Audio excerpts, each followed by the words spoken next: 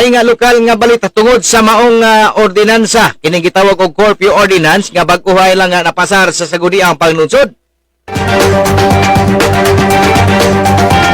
Kabahin ini nga ipagpahamtang o multa nga 300 ka pesos kini para lang kini sa kayuhan kay para man kining ordinansa nga aduna gini itango nga gilatid niini.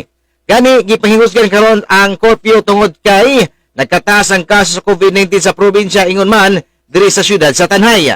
Si Tanhay City Councilor Regalado Tikboy Salma ihangyo sa katawhan nga kung mahimo dili lang gyud muabot og curfew hour kadto nga mahiligon gyud og standby sa boulevard ning syudad sa Tanhay para man lang kini sa kayuhan dili angayan nga kini mulaag o musuroy kay ilabi na sa boulevard tungod kay ana pa kita sa gitawag og enhanced community quarantine kon MECQ ang probinsya.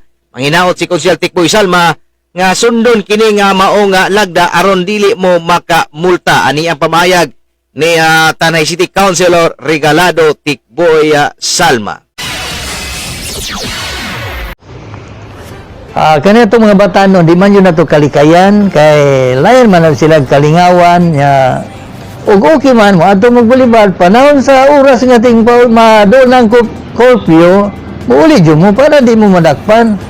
Karon maglikay rin dyan tapod, ani, tungod ba niyang pandemya, karon ramaning na nahimo nga curfew, tungod ang pandemya na to, kay dagka na mangod, ang ato cases sa COVID-19 nagsaka manggod, munang maglikay dyan ta.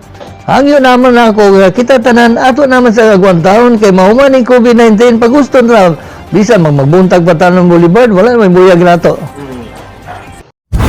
Kini ang Atraka Balita 943. Si Tanhay City Councilor Tikboy Salma mga katraka eksklusibong ninabi sa Atraka Balita 943 News Team. Ang matag katawhan adunay katungod mahibalo sa nagkadaiyang isyu man nasyonal o lokal. Balita nga importanteng masayran ni Juan de la Cruz. Prinsipyo, katungod o baruganan tintugan. Kini ang Atraka Balita 943.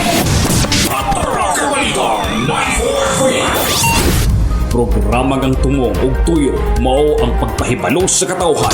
Atraka Balita 943. Serbisyo publikong wala ipinili. Atraka Balita 943. Atraka Balita 943. Sa inyong mga radyo, Lunes hangtod Biyernes, alas 6:30 hangtod alas 8 sa buta, diri lamang sa pinagapatas nga sibiyahan 94.3 City Light FM at Atraka Balita 943.